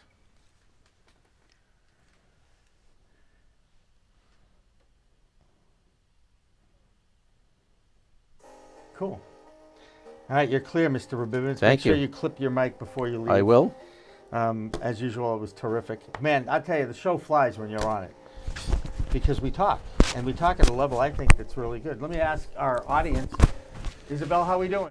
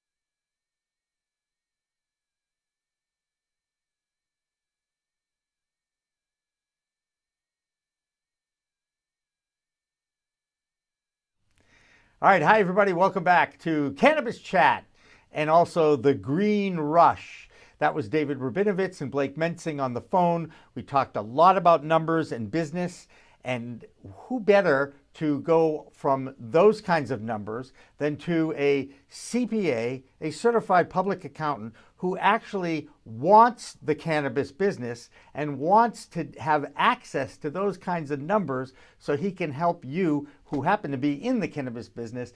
We have Rick LaNeve on Zoom with us, and let's check out, let's say hello. Hi, Rick. And hold on. Hello, Rick, say hello. Okay, we're learning by doing, right? Rick, you got to say hello so we know if there's actually volume coming through. Yeah, can you hear me? Hello? Oh, we got you. All right. Yes, we do. Terrific. Okay. How are you? Good. How are you? Good. I don't know if you were able to actually listen or watch the last 20. Okay. I actually see you shaking your head. So I know that means no, which is okay. But what David Rabinovitz does is he looks at all the public data that the Cannabis Control Commission in Massachusetts puts out on their website. And then he does his metric projections, and he looks at the market so that you can understand the supply, demand, the potential, and all that. And that's stuff that goes right over. It's like talking chemistry and science to me. But anyway, tell us about yourself and tell us about Accountabuds, will you? Sure. So Accounting Buds is a newly formed entity. I formed it in January of this year to focus on the cannabis industry and the needs of the cannabis industry, specifically with regards to accounting, outsourced CFO, and just strategic advisory type of work. I've been doing that type of work under another banner for a few years, and I realized that after attending one or two cannabis-related networking events that the cannabis space really could use these types of services, so I started Accounting Buds. There you go. And you are part of our team here. We want to let everybody know that you are part of our team, and I appreciate that. How challenging is it when you're dealing with a cash-only business? Because as you know, a federally illegal substance, anybody in the cannabis business, including pro-cannabis media, you can't bank officially. You've got to find banks that are offering high service rates to be able to actually have your money in it. But you have a lot of credit unions that are involved as well. So how challenging is it to actually find the right accounting? Because every dispensary, though, has to account for every sale, right? Because they have to report it to the state. So one of the challenges is that the business is a cash business. So as accountants, we love to reconcile numbers to make sure they're correct. And one of the main processes you do is you reconcile the numbers that you have reported in your store or your own business against what's flowing through the bank. That's the easiest way to reconcile and make sure you've picked up every transaction. In the cash business, that's much more difficult to do. Now, on the flip side of that, a lot of the different states have their own systems in place for dispensaries and other type of cannabis businesses that have to be used to track inventory because it's a controlled substance. So we could use those systems to reconcile against as well and to pull some of the data that we need. All right. Hey, this is the first, Rick, you're part of Pro Cannabis Media history right now. I just want you to know that, all right? Okay. Because we've attempted to do a Zoom call for the first time, and a lot of people know how Zoom works. But what we're learning as we go along here with our live stream software, exactly the capabilities, because you always want to push the envelope. So thank you for being our guinea pig, if you will. There we go. Hey, wait, but you know what? Lean out of the shot a little bit so we can see your logo. Leaning the wrong way. We want to see the logo. There it is, Accounting Buds. I like that. Now I got to ask you the question. You can come back in now and tell us who designed that for you, or is that something you actually did? So the name I came up with myself. Okay. The name I'm not the most creative person in the world as an accountant. Yeah. But over the course of about a week, I came up with a name. I double checked it to make sure that the website wasn't taken, and actually it was, but we were able to shorten it to acctbuds.com, and the website wasn't in use. So I came up with the name. The logo, I'm not nearly that creative. I had a couple ideas, but like I said before, I've started one or two businesses before, so I had those, and she came back with a couple different options. When I saw this one, it just immediately I said, that's the one we have to go with. It's good. We like it. We like it. And it's funny, the color green, it's like it's in every marijuana related business. I have yet really to see one. It's almost mandatory. That's right. That's all right. But as a Celtics fan, I'm certainly partial to the color green. But let's go. Let's ask. I got to ask you this question because we talked about this briefly before. The IRS recently released guidelines to marijuana-related businesses on how to pay their taxes in cash. How do you do a major cash transaction without rolling up to the IRS in an armored car? And that's basically what you have to do. The reason they came out with the guidance last week was twofold. One of them was just to remind companies that even though you are participating in what is a federally illegal business, you still have to pay taxes. And let's not forget, those rules were initially put in place, which is how they caught all the mobsters back in the day. The mobsters weren't paying taxes on all of their, illegal activities. So the first part of the guidance they put out was just a reminder that, hey, cannabis companies, you're still responsible to pay federal taxes. The second part of the guidance was, and they didn't really get overly specific on this point still, but it was basically how to pay taxes if you don't have a bank account. And what was happening before is some cannabis companies were pretty much driving up to their local IRS office with a car full of cash saying, we're ready to pay our taxes, but we don't have a bank account. And the local office had no idea how to deal with that. So basically what the guidance does now is they've listed out certain offices in different areas that are equipped to take cash transactions as payment of your taxes, which still technically is against a bunch of IRS rules because you're supposed to be able to file and pay everything electronically. Right. But the guidance is allowing it right now. So basically, rent an armored truck, roll up to one of those locations, call them ahead of time, tell them you're coming, and they'll have someone ready to count the cash. That's just crazy. This is another reason why things have to change. Certainly, I don't think anything's going to happen. No change is going to happen before November 3rd, I can tell you that.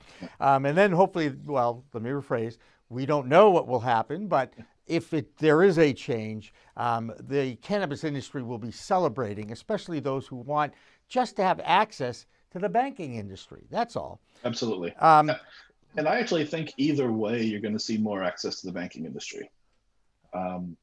There's a couple things out there that banks are trying to form, skirting around some of the current rules.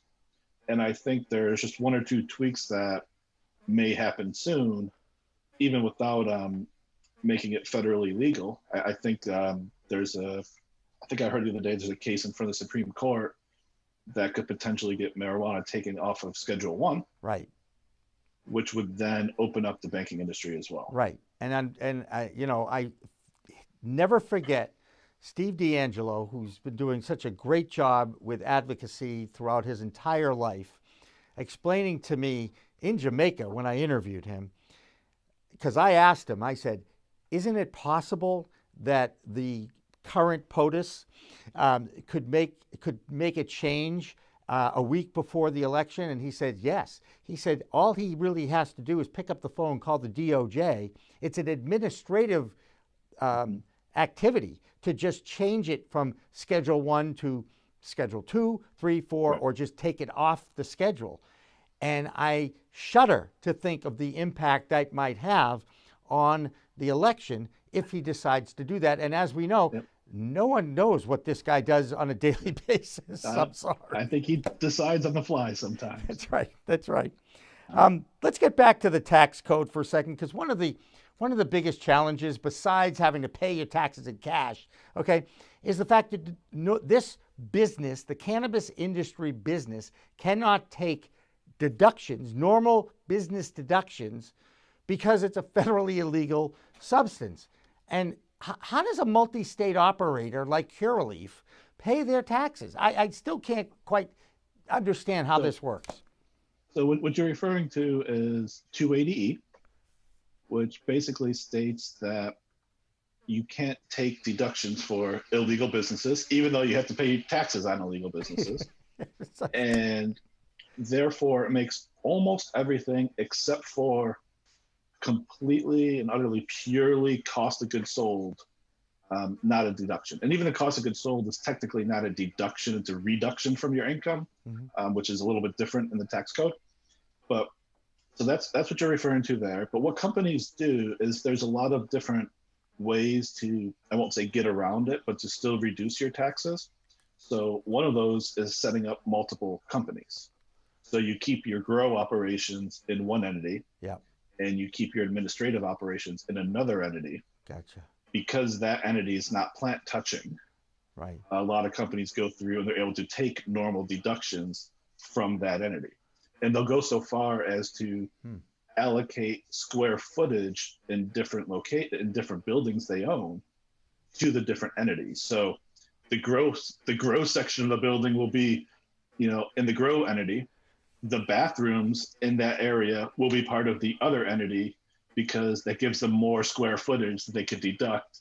They consider the bathrooms to be part of the administrative company, which has its own entity, and therefore they could deduct that as part of their taxes. Gotcha. So there's a lot of legal setups you could go through to kind of help a little bit. So I guess this would be a hypothetical, and I hate asking hypothetical questions, and I'll never forget when one of my comrades asked Bill Parcells a hypothetical question, and he undressed him in front of the entire Boston media crowd. If the Democrats get elected, if Joe Biden gets elected president, Yep. he's already on platform, on record, saying he wants to decriminalize it federally and open up the banks, okay? Yep. The laws still are state to state. So as an accountant, don't you have to know the laws on each state, whether it's a medical program or an adult use recreational program? Yes and no. Okay. I actually just had this conversation with a potential client earlier today. I hope you got him. I hope you landed that client. They're pretty close, I think. Okay, good. But from a tax perspective, absolutely. From a booking perspective, just pure accounting, not as much. You need to understand the tax implications so that you can make sure you put things in the right accounts to make it easier for the tax preparer. But as from a pure debits and credits perspective, not as much. Gotcha. And I try to focus on the debits and credits side. I have people on my team that can come in or I subcontract to, depending on the state. So one person doesn't necessarily know every state on the tax side. But that's kind of the best way, from my perspective, to get a broader knowledge base pretty quickly. Great. And, a fear of mine, whenever the federal government gets involved with this, it's pretty obvious if you just look at their track record, they constantly change the rules. You'll get a notice in the mail of a fine because you thought you did something right and you didn't, and then they put interest on top of that. I just shudder to think that if we get to that point, will the federal government screw it up again, I guess? Well, I guess one of the good things is, and this is one of the reasons why I was comfortable getting into this business itself, this industry, and we could maybe talk about that in a minute too. Mm-hmm. But both the current administration and Biden's administration have stated they're going to continue the policy of basically letting legal businesses if they're legal in the state, continue to operate and not go through and freeze funds. If you do have money in a credit union, come in and freeze your credit union access, right?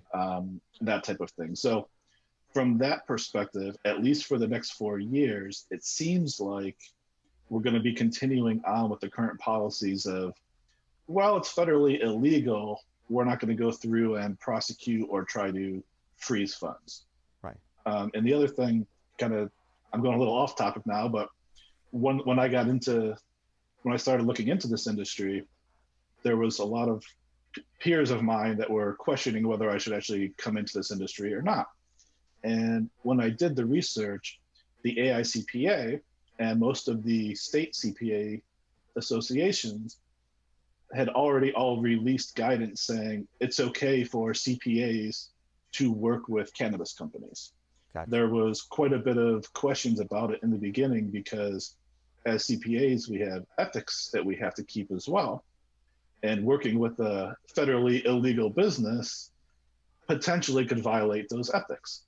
But since that guidance is out there as well, it increased my comfort level getting into the industry. Gotcha. And let's talk about the comfort. Let's talk about the stigma. How has it been received? Have you run into any time where people will say, "Oh, you're in the cannabis industry. I'm not sure I can work with you"? Absolutely. So, like I mentioned a second ago, some people that I know when I was mentioning getting into the industry were trying to caution me from getting into it at all.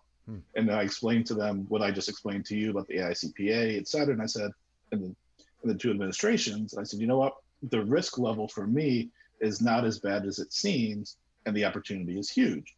But there still are people that don't like the stigma of the industry. So for example, I won't get into names, but I was talking with a former colleague the other day about potentially, coming on board and helping me out and subcontracting with me. And there was essentially someone that I had worked for previously. So, I basically called them up. We were talking in general and saying, look, for either of my two businesses that I had, because they both basically do the same thing, if there's something that comes up that I haven't experienced before, he's a few years older, has a little bit more experience. Yeah. Would you be willing to work with me?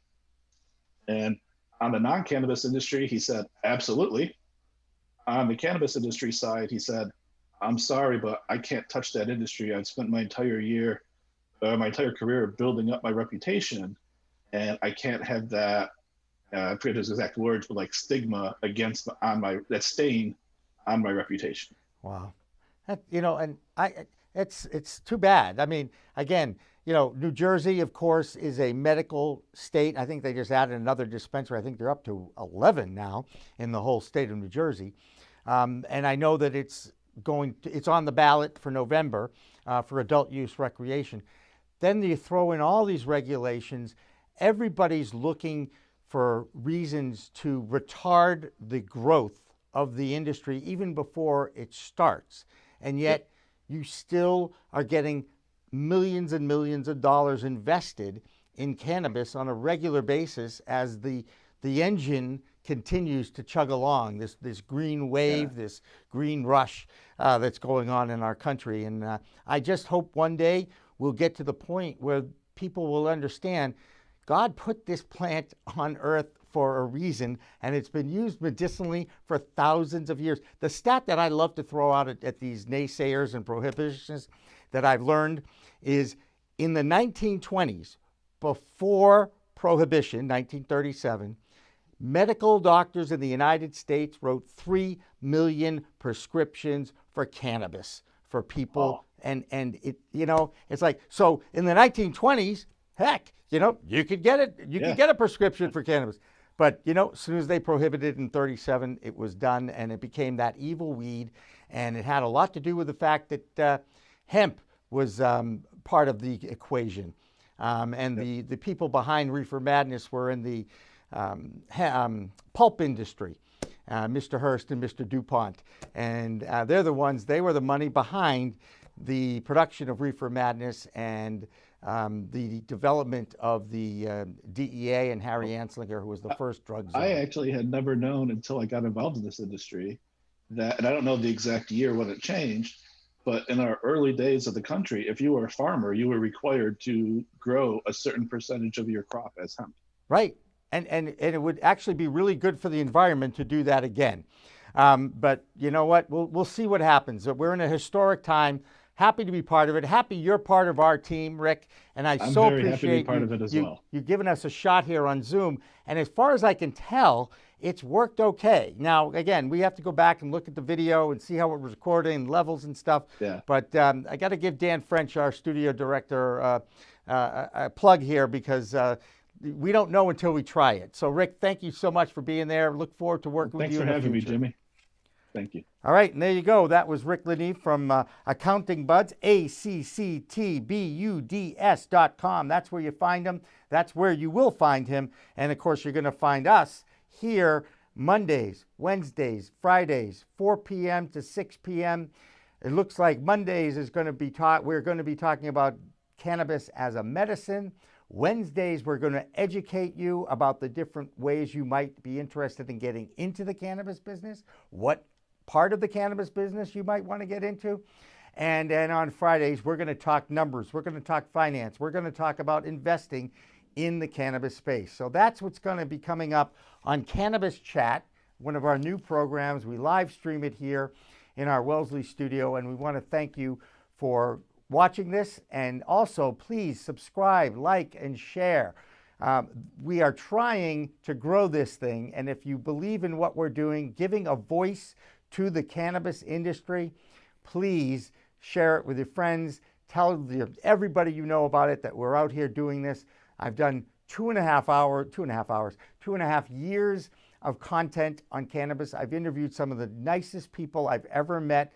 I've gone from interviewing some of the biggest names in sports like Pele and even the late Joe Paterno, and yes, all the Boston sports guys as well. Henry Aaron in the 1986 World Series at Fenway Park, still one of the biggest thrills of my life. And now I'm interviewing Bruce Linton and Joe Lusardi, the CEO of Curaleaf, and Steve D'Angelo, who's fighting the fight for getting every last prisoner project out of jail who's been convicted of a cannabis crime. And these are really passionate people for this cause. So join the cause, subscribe to us. So for Dan French and Isabel Turner, who helped me put this thing on almost every day, every week, stay tuned, because now we're going to have our Weed Talk News, the latest in the news industry from cannabis with Kurt Dalton, Cannabis.net. Remember, it's a whole new world of weed out there. Use it responsibly. Lashana Tova. Happy New Year to all my tribesmen. We'll see you next week.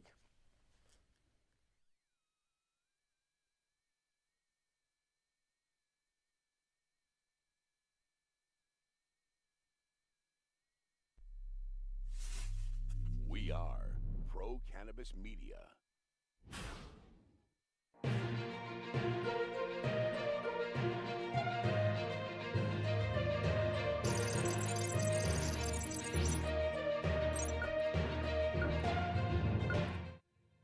Hi, everyone. Welcome to Weed Talk News. I'm Jimmy Young, the founder of Pro Cannabis Media. And I'm Kurt Dalton, the founder of Cannabis.net. Every week, Kurt and I get together to review some of the biggest stories in the cannabis industry. He and I talk about them. We have a few comments, and then we get reports from Canada, New York, and Washington, D.C. And this week's no different, Jimmy. We finally have Vermont moving toward recreational cannabis with retail opening in their state. We have an old state and a new state, Colorado and Illinois, both setting cannabis sales records in July, as well as multiple efforts to legalize the cannabis plant in America, including our friend Steve D'Angelo getting involved. But first, let's go to Deborah Borchardt in New York to check on the financial weed scene. Deborah? Thanks, Kurt. Thanks, Jimmy. Well, things seem to keep going the wrong way for Charlotte's Web. This week, the CBD company reported that their revenue fell from $25 million in the 2019 second quarter to $21.6 million for the 2020 second quarter. The company also delivered a net loss of $14 million for the quarter versus last year's net income of $2.2 million. Fire and Flower delivered second quarter revenue of $28.6 million. Unfortunately, they also reported a net loss of $29.1 million. Trulieve is stepping out of Florida and into Pennsylvania. They're buying PurePen and Pioneer Leasing and Consulting, as well as dispensary operator Keystone Relief Centers. Trulieve agreed to acquire PurePen for an upfront payment of $46 million. And that's the big news this week. I'm Deborah Borchardt from the Green Market Report for Weed Talk News. Here's something that is newsworthy and very disturbing for the cannabis industry. Twitter is getting in bed with the Fed's Substance Abuse Initiative. Now, when you go on Twitter and you search cannabis or marijuana, immediately you get a notice from the Substance Abuse and Mental Health Services Administration. It says, if you know someone who's struggling with substance abuse, you are not alone. Then there's a link to that Federal Health Services Administration. Cannabis advocates are upset because there is no such link when you search alcohol or vodka, for instance. The point is, again, there actually is a way to use cannabis responsibly, and not everyone who uses weed needs substance abuse assistance.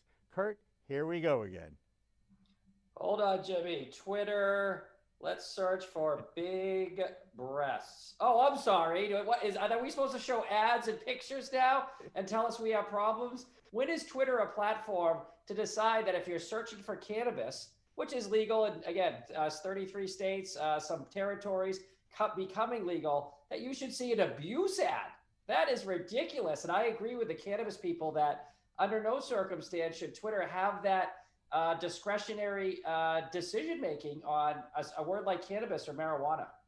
You know, the federal government has been funding substance abuse studies for decades about cannabis, and they're still looking for a connection, and they just can't find it. So just in case you didn't know, that same federal administrative group is calling for a rule change on drug testing for federal employees. That group wants to test hair follicles for remnants of drug use. Now, in the past, testing hair follicles has been deemed unreliable because remnants can last on or in your hair follicles for months after you stop using it. This is especially true if your hair happens to be darker because you are a member of the Black or Hispanic communities.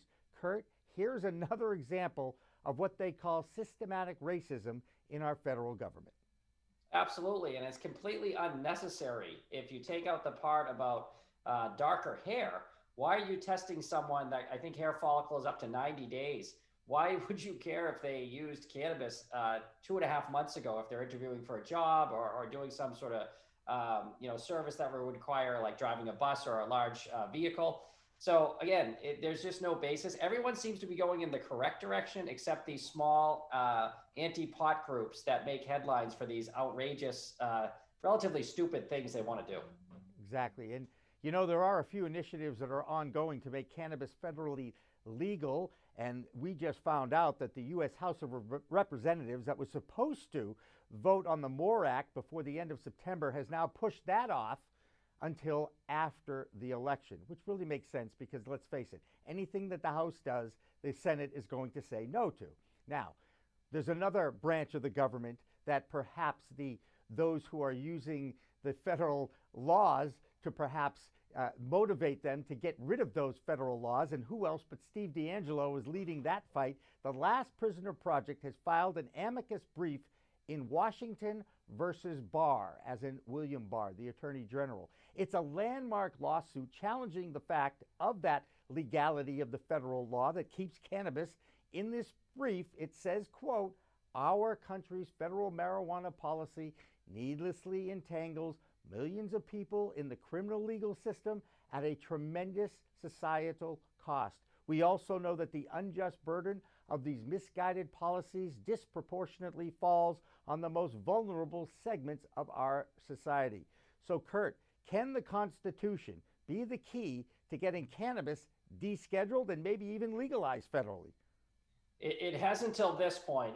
They've tried different challenges along this line, all the way from medicinal purposes and the right to medicine and challenging.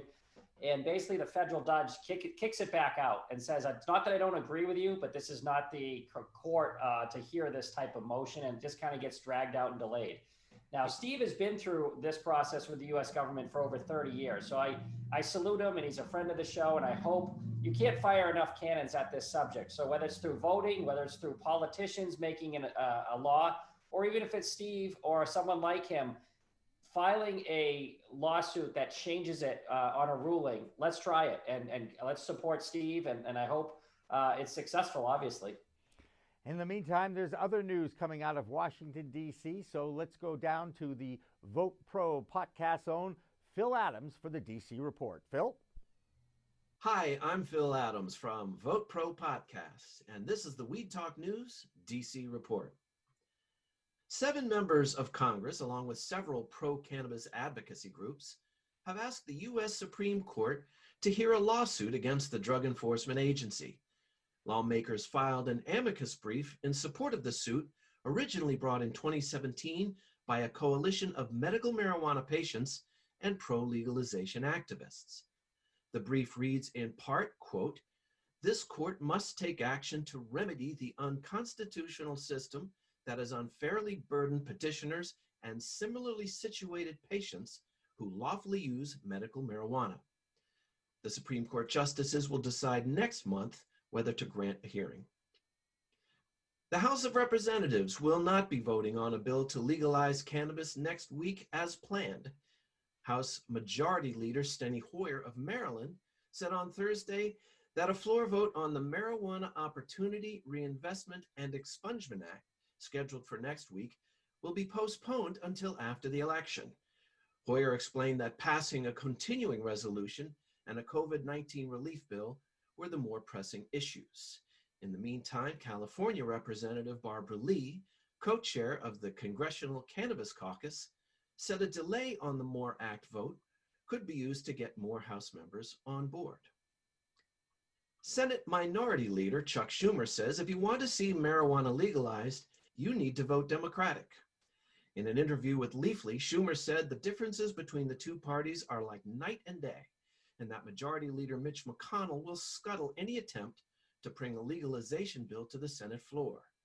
While McConnell has stated in the past that he would not support marijuana legalization, he was instrumental in passing the 2018 Farm Bill that federally legalized hemp, the non-intoxicating form of cannabis.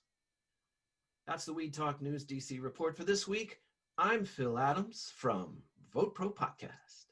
Believe it or not, Iowa is another state out there that is going to ask the DEA to make an exception to the federal drug laws before the end of the year. Why Iowa, you ask? Well, they are worried about their federal cash flow, and it might just be taken away because in that state, they have medical marijuana there, and yes, they allow school children to take their medicine in school. Sure enough, when that happened in Maine, the feds revoked $3 million from vacation land. So, Kurt, is the injustice about cannabis as a Schedule I drug ever going to change?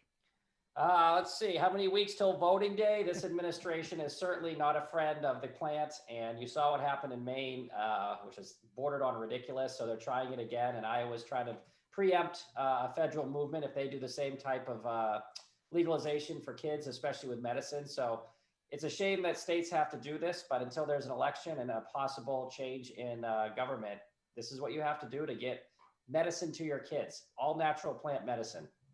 It's incredible to me that we're still fighting this, but there's a lot of things that are incredible to me. In the meantime, Vermont, a state where you can possess cannabis legally, is getting closer to setting up their adult use retail market. The House of Representatives in Vermont has passed that legalization bill, and now, ready for this? It's going on to their Senate. But in that Senate, they're expected to pass it and send it up to the governor, Phil Scott, perhaps by the end of this month. Kurt, that's good news for everybody in Vermont who's really, there aren't that many people in Vermont, but they're all pretty cool, nice, laid-back people, you know. The irony is the home state of Bernie Sanders, Ben & Jerry's, and Fish do not have recreational cannabis. But I would be remiss, because we're heading north, if we didn't get our good friend Solomon Israel from Marijuana Business Daily to give us his Canadian report on the cannabis scene. Solomon, take it away. I'm Solomon Israel from Marijuana Business Daily International, and this is the Weed Talk News Canadian Cannabis Report. Aurora Cannabis is warning investors to inspect big write-downs when it reports earnings next week. The producer expects to post impairment charges of up to 1.8 billion Canadian dollars. Aurora also announced its new CEO last week. Miguel Martin is the former CEO of Reliva and joined Aurora when it acquired that company earlier this year. Executive shakeups are also in the cards at Hexo Corporation. This week, the Canadian firm appointed its fourth chief financial officer in 2 years. Hexo posted a net loss of 19.5 million Canadian dollars last quarter. And Canadian cannabis events firm Lyft has filed for bankruptcy after failing to raise enough money to repay its debt holders this month. Despite the bankruptcy, Lyft's virtual expo is scheduled to take place in November. You can read all those stories and more at mjbizdaily.com. I'm Solomon Israel for Marijuana Business Daily. A few final notes from the states. New Jersey is opening up another medical dispensary and now has 11 operational in that state. 2 other states, in the meantime, set monthly sales records for the month of July. First-year state, Illinois, topped $63 million in sales in 1 month. And in Colorado, they passed the $200 million mark in sales in the month of July. Oh, and Kurt, guess who is setting up a dispensary in downtown Chicago? MedMen, expanding to 2,000 square feet. Is that enough room for social distancing and weed? In downtown Chicago, it's called the Miracle Mile. But what a great job Governor Pritzker's done in Illinois' rollout to get this moving, to get those kind of sales numbers and tax revenue, which Illinois needs. They're a third world country dead at this point. But look at the difference between Vermont, Maine, and even our home state, Massachusetts, with the slow rollout. Maine voted on recreational 2.5 years ago. They approved it. They're about to open their first shop. So kudos to progressive governors who see this as not only a healing and helpful product, but also for the tax revenue. I think the word now is essential. And speaking of essential, did you know that college students are actually using this COVID thing as a gap year. And what are they doing during that gap year? They're applying for jobs in the cannabis industry, or they're actually going to school to study cannabis. Oaksterdam College in California, enrollment is up. And I suppose that comes as no surprise because jobs are available in the cannabis industry that continues to expand. So, Kurt, I guess you go to school now and then you come back and you teach your buddies about how to roll a joint the right way, I guess. Or wait. College students are really interested in weed. That should be the lead. That is a headline. Wow. Let's get that one rolling. So obviously it's nice to see them putting it a little bit into education and say, hey, maybe I can make some money in this industry, whether it's growing or marketing or learning about how the plant works or extraction. That's obviously a plus. And people are seeing what sells. Where the job's going to be when this ends or continues is cannabis sells. MedMen's opening. I don't know where they're getting the money. The terms of their $20 million loan were ridiculous. So they have to hire people for grows and for retail. So good for the college kids to not only smoke it, but to study it. There you go. Hey, it's all about education and science anyway. And that'll do it for this week's Weed Talk News. I'm Jimmy Young from Pro Cannabis Media. And I'm Kurt Dalton with Cannabis.net. Remember, it's a whole new world of weed out there. Use it responsibly. Thanks for watching. Thanks for listening. Weed Talk Now, Weed Talk News, and In the Weeds are all available on most major podcast distributors like iTunes, Spotify, Google Play, and our friends at clnsmedia.com and our flagship, Cannabis.net. So subscribe, share, and like our videos on all the social media networks out there, including LinkedIn, Twitter, Instagram, Facebook, the WeedTube, and YouTube.